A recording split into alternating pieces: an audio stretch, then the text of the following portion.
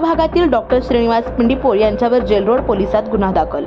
सोलापुरात विवाहित महिलेस शारीरिक व मानसिक त्रास देऊन गर्भपात करण्यास भाग पाडल्याप्रकरणी पूर्व भागातील प्रसिद्ध डॉक्टर श्रीनिवास पिंडीपोळ राहणार साईबाबा चौक सोलापूर यांच्या विरुद्ध जेल रोड पोलीस ठाण्यात कलम 498 अ 312 504 506 प्रमाणे गुन्हा दाखल झाला आहे। याबाबत पीडिता राधिका उर्फ रिद्धी श्रीनिवास पिंडीपोळ राहणार 106 आदर्श नगर लक्ष्मीनारायण टॉकीज पाठीमागे सोलापूर महिलेने दिलेल्या फिर्यादीनुसार सप्टेंबर 2023 ते आजपर्यंत